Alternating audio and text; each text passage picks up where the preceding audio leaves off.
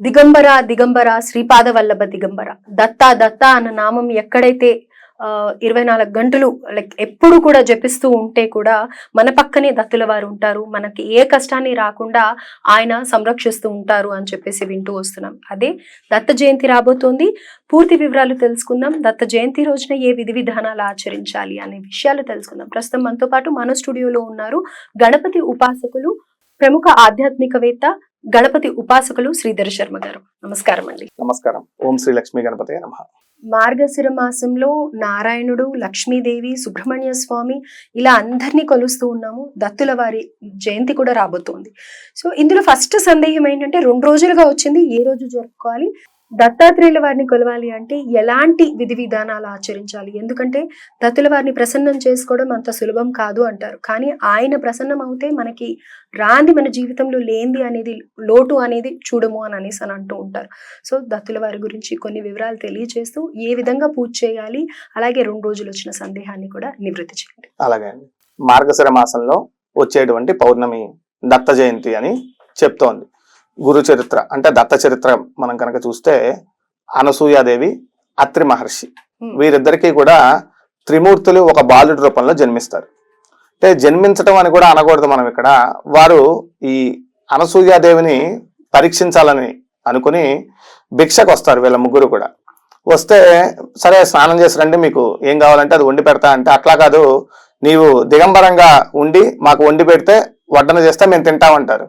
ఓ అలాగే దానిదే ఉంది అనుకుంటుంది. అత్రి మహర్షికి ఒకసారి దండం పెట్టుకుంటుంది. ఒక్కసారి కళ్ళు తెరిచి చూడగానే వీళ్ళ ముగ్గురు కూడా చంటి పిల్లలు అయిపోతారు. 3 నెలల పిల్లలు అయిపోతారు త్రిమూర్తులు కూడా. అయిపోయి ఆ 3 నెలల పిల్లలకి కూడా చక్కగా ఈవిడ స్తన్యం ఇచ్చి పాలు తాగిచ్చి మరలా వీళ్ళ కడుపు నిండింది అనగానే మరలా ఆయన ప్రార్థించగానే, భర్తను ప్రార్థించగానే వీళ్ళు చక్కగా పెద్దవాళ్ళు అయిపోతారు. ఆవిడ ఇదివరకులానే వస్త్రాలతో బయటకు వస్తుంది. త్రిమూర్తులే ఈవిడికి నమస్కారం చేస్తారు. మన ధర్మాన్ని మనం ఒకసారి పరిశీలిస్తే భక్తి గొప్పదా, దైవం గొప్ప అంటే మనకి భక్తే ప్రాధాన్యం. మీరు గమనిస్తే భక్తుల దగ్గరికి భగవంతుడు వస్తాడు. హనుమాచార్య వృత్తాంతం కానీ లేదంటే ఇంకో వృత్తాంతం కానీ చూస్తే వీడి మంత్ర బలానికి, వీడు చేసేటువంటి ఆ ఉపాసనా శక్తికి భగవంతుడు వశ్యమైపోయి వీడి దగ్గరికి వచ్చి కూర్చుంటాడు. చెప్పు నీకేం కావాలో చేస్తా అంటాడు. వీడు మంచివాడా చెడ్డవాడా అనేటువంటి విషయాన్ని మనం పక్కన పెడితే వీడి తపస్సుకి ఒక పారమార్థికత ఉంది. ఆ ప్రసన్న దేవత ఎవరైతే ఉన్నారో, ఉపాసన దేవత ఎవరైతే ఉన్నారో వాళ్ళు ప్రసన్నం అయి తీరుతారు, అందులో ఎటువంటి సందేహము లేదు. కానీ మీరు అనసూయాదేవి వృత్తాంతం మీరు గమనిస్తే ఆవిడెక్కడా కూడా త్రిమూర్తులకి ఉపాసన చేసినట్టు, వాళ్ళందరినీ వచ్చి వాళ్ళకి రోజు పని మానేసుకుని పూజ చేసినట్టు ఎక్కడా కనిపించదు. అసలు ఆ వృత్తాంతమే కాదండి, ఏ వృత్తాంతం మనం గమనించినా స్త్రీమూర్తులందరికీ కూడా వారి వారి కర్మలు ఏవైతే ఉన్నాయో, భర్తను, అత్తమామలను, పిల్లలను జాగ్రత్తగా చూసుకుంటాం, ఇంట్లో ఉదయ సాయంకాలాల్లో దీపారాధన చేసుకుంటాం. ఇట్లాంటివి చేస్తేనే ఆనాడు శ్రావణ మాసంలో చారుమతీదేవికి వరలక్ష్మి అమ్మవారికి కనిపించే వరలక్ష్మి వ్రతాన్ని చేయమని చెప్పడం కానీ, ఇదిగో ఈ దత్త జయంతి సందర్భంగా అత్రి మహర్షికి, అనసూయాదేవికి త్రిమూర్తులు ప్రత్యక్షం అవటం కానీ, వీళ్ళంతా వీరి ధార్మికమైనటువంటి జీవనాన్ని పరిశీలించడానికి వారా రూపంలో వచ్చారు. అట్లానే మీరు అక్కడ అమ్మవారు, వరలక్ష్మి అమ్మవారు ఏం చేసింది, వచ్చి కళ్ళలో చెప్తే ఈ చారుమతీదేవి తలుపులు వేసుకుని ఆవిడ చేసుకోవాలా, అందరినీ చుట్టుపక్కల వాళ్ళందరినీ కూడా పిలిపించి వాళ్ళందరికీ కూడా ఈ వరలక్ష్మి వ్రతంలో పాల్గొనేటువంటి అవకాశాన్ని ఇచ్చి వారందరూ కూడా తరించేలా చేసింది. ఆవిడ ధార్మికమైనటువంటి వ్యక్తి అని చెప్పడానికి ఇదే ఉదాహరణ. సెల్ఫిష్ గా ఆలోచించకూడదు అని అది వారి ధర్మం ఏదైతే ఉందో. మన ధర్మం ఏంటి? సర్వజన సుఖినో భవంతు. మన పారమార్థికమైనటువంటి పరమమైనటువంటి ధర్మం ఇదే. అందరూ భూమి మీద ఉన్నటువంటి పశుపక్షాదులతో సహా అందరూ బాగుండాలి అనేటువంటిదే మన ధర్మం. మన పూజలు, మన పండగలు అన్ని ఈ రీతిలోనే ఉంటాయి. మనల్ని ఎవడైనా విపరీతంగా ఇబ్బంది పెడితే మనం ఏదన్నా కొంచెం మన మార్గాన్ని దగ్గరికి చేసుకుంటామేమో తప్పితే మనది ఎప్పుడు విశాలమైనటువంటి మార్గమే. మనం ఏదైనా చివరికి అన్నదానం చేసే టైంలో కూడా మనం ఎవరిని నువ్వు ఫలానా వాడిగా అని అడగం. తారా తినిపో, ఇంకేమైనా కావాలా, ఇంకొంచెం వేస్తాం తినవయ్యా అని బతిలాడి పంపిస్తాం మనం. కనుక అటువంటి ధర్మం. ఇట్లా ఈవిడ ధర్మాన్ని పాటిస్తే ఆ త్రిమూర్తులే పసిపిల్లల్లాగా వచ్చి ఈవిడ దగ్గర కూర్చుని పాల్లాగా వెళ్తారు. తర్వాత వాళ్ళు అడుగుతారు నీకేం వరం కావాలని. ఇదిగో ఇప్పుడు మీరు ఏ రూపాలతో అయితే వచ్చారో అదే రూపంలో మా ఇంట్లో జన్మించాలి, నువ్వు జన్మిస్తే నాకు ఆ కోరిక తీరుతుంది కనుక నాకు ఆ వరం ఇవ్వండి అని అడుగుతుంది ఆవిడ. సరే తదాస్తు అని చెప్పి వీళ్ళ ముగ్గురు కలిసి ఒక బాలుడి రూపంలో జన్మిస్తారు, ఈ అత్రి మహర్షికి అలానే అనసూయాదేవికి. ఆ జన్మించినటువంటి ఆ అవతారమే దత్తాత్రేయ అవతారం, త్రిమూర్తి స్వరూపం ఆయన. సరే త్రిమూర్తి స్వరూపం జన్మించింది ఎవరికయ్యా అంటే అత్రి మహర్షి లాంటి మహా తపస్సంపన్నుడికి, అలానే అనసూయాదేవి లాంటి మహా సాధ్వికి, మహాపతివ్రత శిరోమణికి. ఈయన దగ్గరికేమో మరి అలాంటి మహర్షుల కడుపులో త్రిమూర్తులు పుట్టారనే వార్త విన్నాం అనుకోండి, ఇక ప్రతివాడు వెళ్ళి వీడి చిట్టా అంతా చదువుతాడు అక్కడ, నాకు ఇల్లు కావాలి, నాకు కారు కావాలి, నాకు ఉద్యోగం కావాలని.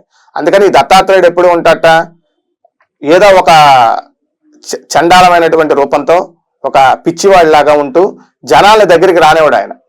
అందుకనే దత్త ఉపాసన కష్టసాధ్యం అంటానికి కారణం అదే. అనేక రకాలైనటువంటి పరీక్షలు పెడతాడు. ఎందుకని వీడు అసలు దానికి నిలబడతాడా, లేదా ఇచ్చినటువంటి ఆ శక్తి ఏదైనా వరాన్ని ఇస్తే దాన్ని ఉపయోగించుకోగలడా లేడా అని అనేక రకాలైనటువంటి పరీక్షలు పెడుతూ ఉంటాడు. అందుకని ఆయన ఉపాసన చేయడం చాలా కష్టం. ఒక్కసారి ఉపాసన చేసి దత్తుడిని స్వాధీనం చేసుకున్నావా అన్నీ సాధ్యమైనట్టే. ఎందుకని త్రిమూర్తులే కదా, సృష్టి స్థితి లయం 3 దత్తుడే. కనుక వీడు ఇక త్రిమూర్తి స్వరూపంతో ఉండేటువంటి ఉపాస్య దేవతను ఉపాసించాడంటే ఇక ఉపాసకుడి ఆ శక్తి గురించి మనం చెప్పడానికి మాటలు కూడా సరిపోవు. కనుక అందుకని అన్ని పరీక్షలు పెడతాడు ఆయన. సరే, ఇటువంటి మూర్తి ఈ దత్తాత్రేయ మూర్తి.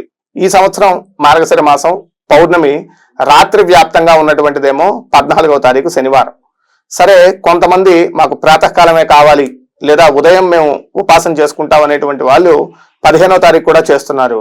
కానీ ప్రామాణికంగా అయితే 14వ తారీఖే ఈ దత్త జయంతి అని చెప్పాలి మనం. కనుక అటువంటి దత్తాత్రేయ జయంతి రోజున మనం ఎలా దత్తుడిని ఉపాసన చేసుకోవాలి, మనకి ఆ త్రిమూర్తి స్వరూపమైనటువంటి ఆ దత్తుని కృపా కటాక్షాలు కలగాలంటే మనం ఏం చెయ్యాలి అంటే అనఘ వ్రతం, అనఘాష్టమి వ్రతం అని ఉంటుంది. ఆ అనఘా వ్రతాన్ని ఆ రోజు చేయవచ్చు. అంటే అసలు ఎప్పుడు జీవితంలో చేసుకునే వాళ్ళు మొదలు పెట్టాలి అనుకుంటే చేసుకోవచ్చా, ఆ రోజు నుంచి మొదలు పెట్టచ్చా? మొదలు పెట్టచ్చండి. ఇది సత్యనారాయణ వ్రతం లాగా అనఘా వ్రతం కూడా మనకి నచ్చినప్పుడు చేసుకునేటువంటి విధానమే. మనకి ఈ రోజు నచ్చింది మేము చేసుకుంటాం, లేదా అనఘాష్టం ఎప్పుడైనా వచ్చింది ఆ రోజు చేసుకుంటాం, అట్లా చేసుకునేటువంటి విధానమే. దీనికి అనఘా వ్రతం ఏంటంటే కొన్ని ఒక సంవత్సరం పాటు అలా కొన్ని వారాలు అలా ఉంటుంది కదా, అట్లా ఏం లేదంటారు. అయితే ఈ దత్త జయంతికి మటుకు అటువంటి నియమాలు ఏం లేవండి. అనఘా వ్రతాన్ని ఈ దత్త జయంతి రోజు చక్కగా చేసుకోవచ్చు. సత్యనారాయణ వ్రతం లాగా చేసుకోవచ్చు. ఈ అనఘా వ్రతాన్ని చేసుకోలేనటువంటి వారు ఎవరైతే ఉంటే వారు దత్తాత్రేయ అష్టోత్తరం గాని, దత్త స్తోత్రం గాని, అట్లానే కష్ట నివారణ, ఆపద నివారణ దత్త స్తోత్రం అని ఉంటుంది. అది రోజు చదివితే కూడా చాలా మంచిది. కనుక అటువంటి స్తోత్ర పారాయణలు ఏవైనా ఉంటే ఆ రోజు చదువుకోవచ్చు. అట్లానే విశేషంగా మేడి చెట్టు కింద కనుక కూర్చుని ద్రామ్ దత్తాత్రేయాయ నమః అనేటువంటి నామాన్ని కనుక కనీసం 1000 సార్లు జపం చేసుకోగలిగితే ఇక వాడికి అది జన్మ సుకృతం అని చెప్పాలి, ఇక వాడి అదృష్టం అని చెప్పాలి. అంత శక్తి, అటువంటి అవకాశం కనుక ఎవరికైనా లభిస్తే మటుకు ఆ రోజుని వృధా చేసుకోకుండా ఖచ్చితంగా వెళ్ళి ఆ మేడి చెట్టు కింద కూర్చుని ద్రామ్ దత్తాత్రేయాయ నమః అనేటువంటి మంత్రాన్ని బాగా జపం చేస్తే తొందరగా ఆ దత్తాత్రేయ స్వామి అనుగ్రహం కలగడానికి అవకాశం ఉంటుంది. అట్లానే బాలోన్మత్త పిశాచ రూపాయ అని ఆయనకు ఉన్న నామాల్లో ఒక నామం. బాలుడి రూపంలో, ఉన్మత్త అంటే పిచ్చివాడి రూపంలో ఉంటాడు అని. కనుక దత్త క్షేత్రాలకు వెళ్ళగలక ఆ రోజు పారాయణ చేయగలిగితే, గురు చరిత్ర ఆ రోజు కనుక పారాయణ చేయగలిగితే చాలా బాగుంటుంది. దత్తాత్రేయుడు అనుగ్రహం పొందడానికి ఇవన్నీ కూడా చాలా సులువైన మార్గాలని చెప్పవచ్చు. రైట్ అండి, అలాగే ధన్యవాదాలు.